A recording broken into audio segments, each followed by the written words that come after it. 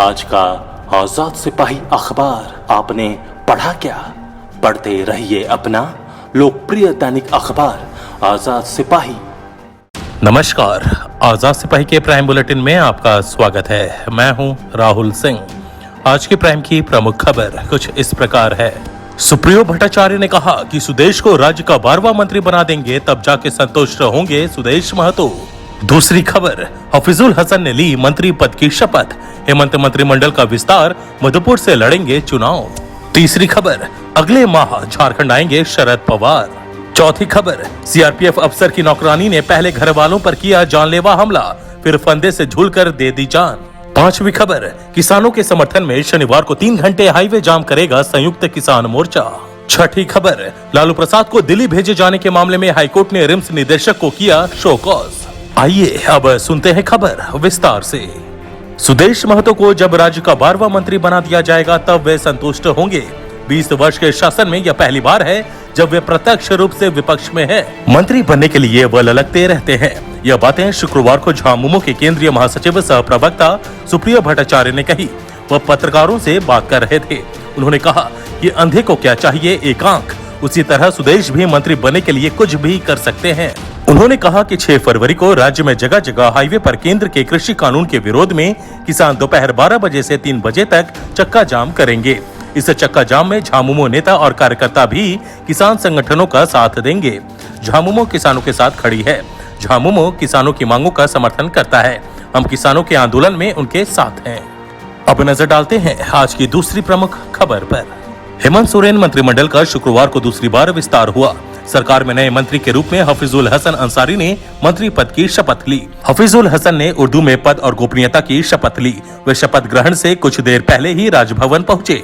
मुख्यमंत्री हेमंत सोरेन और झामुमो अध्यक्ष शिबू सोरेन ने भी शपथ ग्रहण समारोह में शिरकत किया। हफीजुल हसन अंसारी दिवंगत मंत्री हाफिज हुसैन अंसारी के बेटे हैं। हफीजुल के मंत्री बनने के साथ ही झारखंड कैबिनेट में मंत्रियों की संख्या 10 हो गई है।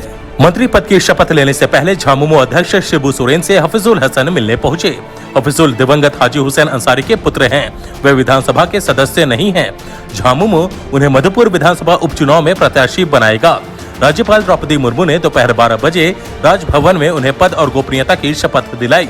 मुख्यमंत्री हेमंत सोरेन ने अपने मंत्रिमंडल के नए साथी हफीजुल हसन अंसारी को बधाई दी। उन्होंने कहा कि हमारे मंत्रिमंडल को एक और साथी मिल गया है, उन्हें बहुत बहुत बधाई। उन्होंने कहा कि हफीजुल को मंत्री बनाना ही उनके पिता दिवंगत हाजी साहब के प्रति सच्ची श्रद्धांजलि होगी। शपथ ग्रहण करने के बाद हफीजुल हसन अंसारी ने कहा कि पिता के सपनों को पूरा करना उनकी प्राथमिकता होगी। मधुपुर को जिला बनाने का प्रयास करेंगे। बेहतर शिक्षा, स्वास्थ्य, सड़क, बिजली भी उनकी प्राथमिकता होगी। अपने दिवंगत पिता हाजी हुसैन अंसारी के सपने को पूरा करेंगे। अब नजर डालते हैं आज की तीसरी प्रमुख खबर पर। राष्ट्रवादी कांग्रेस पार्टी के अध्यक्ष और पूर्व केंद्रीय मंत्री शरद पवार मार्च में झारखंड आएंगे। युवा मोर्चा के राष्ट्रीय प्रवक्ता डॉक्टर पवन पांडे ने बताया कि उन्होंने शुक्रवार को दिल्ली में सांसद सुप्रिया सुले से मुलाकात की। इस दौरान उन्हें बताया गया कि पार्टी ने झारखंड में अपने विस्तार की रणनीति तैयार की है। इसी क्रम में शरद पवार समेत पार्टी के बड़े नेता झारखंड का दौरा करेंगे। सुप्रिया सुले से झारखंड एनसीपी का जो प्रतिनिधि मंडल दिल्ली स्थित उनके आवास पर मिला, उसमें युवा मोर्चा के राष्ट्रीय प्रवक्ता पवन पांडे के अलावा झारखंड के पूर्व मंत्री राजा पीटर की पत्नी आरती देवी, सच्चिदानंद सिंह व महिला राष्ट्रीय कार्यकारिणी सदस्य विजय वासनी पांडे शामिल थी।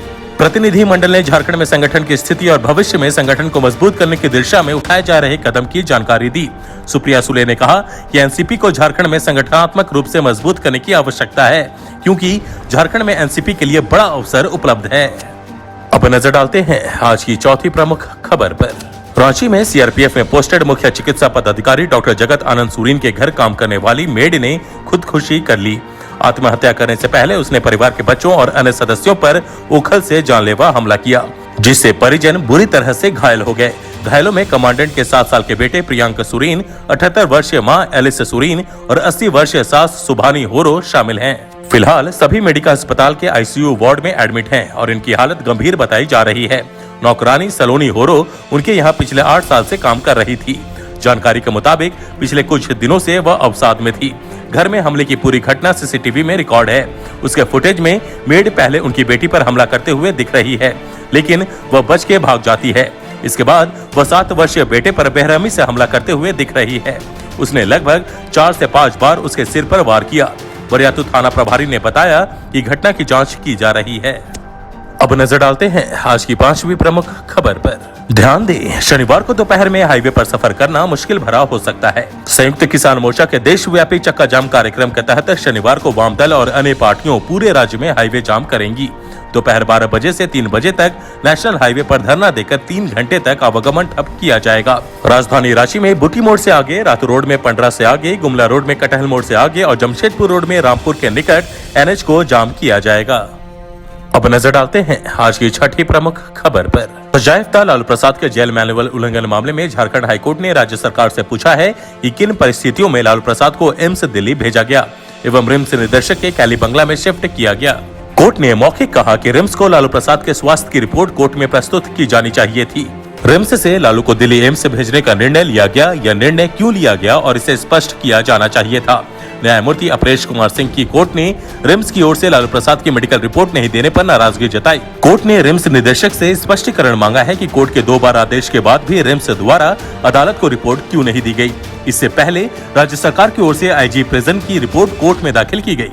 राज्य सरकार की ओर से गृह विभाग से प्रोविजनल रूप से स्वीकृत स्टैंडिंग ऑपरेटिंग प्रोसीजर कोर्ट के समक्ष रखा गया, जिसे कोर्ट ने मान लिया। आज के आजाद सिपाही के प्राइम बुलेटिन में बस इतना ही। देश विदेश की तमाम बड़ी खबरों के लिए आप पढ़ते रहिए अपना लोकप्रिय दैनिक अखबार आजाद सिपाही। और हाँ, आप हमारे इस YouTube चैनल को जरूर सब्सक्राइब करें। धन्यवाद।